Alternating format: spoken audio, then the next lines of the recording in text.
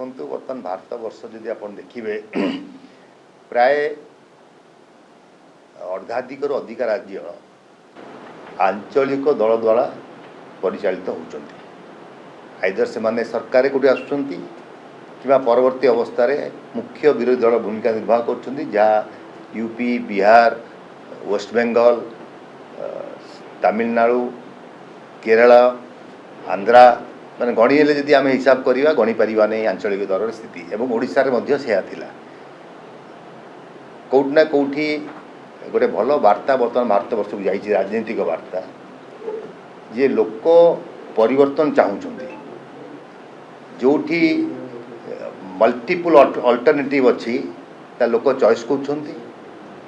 केवल जोठी बायपार्टी सिस्टम अच्छी जमी वेस्ट बेंगल ले जेहेतु कांग्रेस से धराशायी होता, कांग्रेस स्थिति नाला, लेफ्टर मध्य कौन स्थिति नाला, तो लोक चाहिए तृणमूल कांग्रेस को शासन बाहर करने भारतीय जनता पार्टी को चॉइस कले। किंतु तमिलनाडु में देखंतु आपण सेठी सब डीएमके आईडीएमके भितर पशा पलटुला। हठात 2 वर्ष धरिकी से विजयंकर एंट्री है टीवी के पार्टी नहीं की एवं तांकर जहाँ रणकौशल थिला से मुख्यतः या पूर्वर मध्य तमिलनाडु रे बहुत सुपरस्टार आसचंती, कमल हासन हुंतु, रजनीकांत हुंतु फेल होती, किंतु यांकर जो रणकौशल थिला जो थे से तमिलनाडुर जो माने युवा भोटर अच्छी तांकु बेसिकली से अट्राक्ट करुले, तांकु नहीं राजनीतिक खसड़ा प्रस्तुत करते एवं युवा भोटर भितर जहाँ आम पाखु आसी टीवी माध्यम जे 60% एभव पिला चाहिए टीवी के नुआ दल को शासन गादी बसैवाई एवं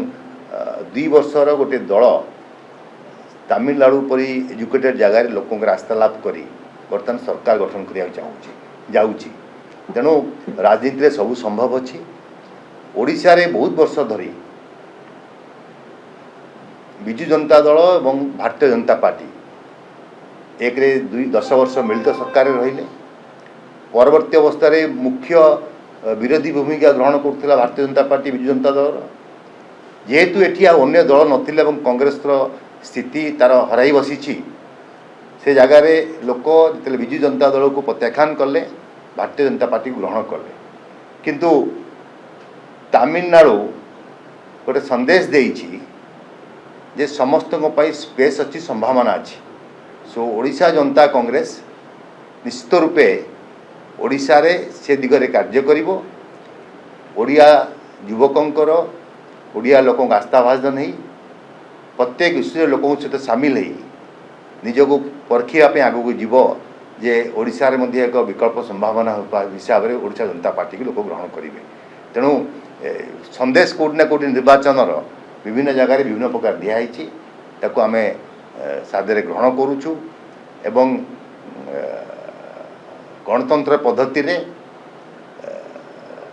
बहुत गोटे राजनीतिक दल जदि गोटे जगह ऑपरेट करेंगे तो निश्चित रूपे लोकों को ऑप्शन मिलिबो एवं लोकों को बाछिया पई सुयोग मिलिबो ता आवश्यकता। जतले सरकार रे बीजेपी अछि केंद्र एवं 22टा राज्य रे जतले से दल जुक्ति बाडुछि जे आंचलिक दल कोनोसी भविष्यत नाही सेतले आपन अंतर केमती आत्मविश्वास देखंतु से सरकार मध्य से आंचलिक दलठू गत थर पराजय वरण करथिले 2021 मसिया रे एवं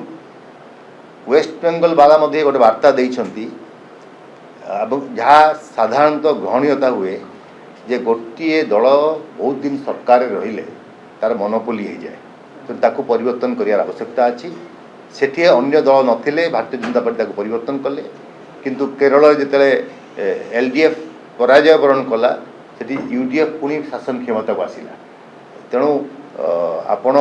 कहि परिबेनी जे आंचलिक दल विषय रे आंचलिक दलर आज विभिन्न जगार मुख्य विरोधी दल कि मुख्य दल हिसाब से लड़ुंट एवं आंचलिक दल प्रति सी अंचल लोक आस्थाभाजन रोचे। तेणु कौटना कौटी आम देखा जा सारा भारत वर्ष रे कांग्रेस प्राय विलुप्त होगा जाऊँगी। जो जो कांग्रेस सरकार थिला कि कांग्रेस मजबूत होता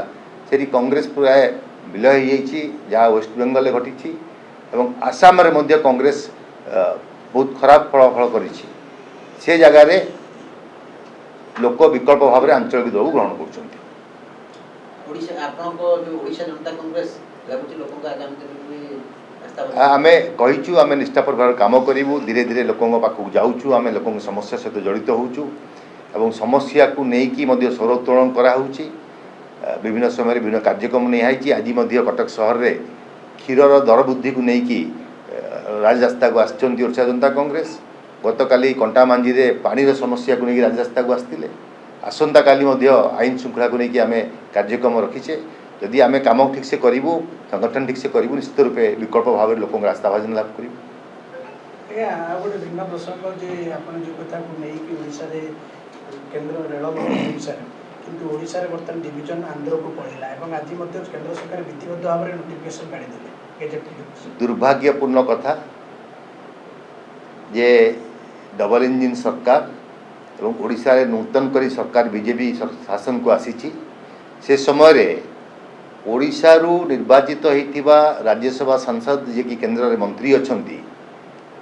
से ओडिशा को पैकेज देवा उचित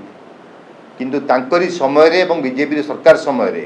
यदि ओडिशा रु ईस्ट कोस्ट रेलवे को उठे निया जाए एवं जहाँ नोटिफिकेशन आम देखीचु ता दुर्भाग्यपूर्ण सरकार एते संपूर्ण रूपे दायी दृढ़ भाव आम दाबी करूँ एवं विजु जनता दल को आम दायी करूँ एपाई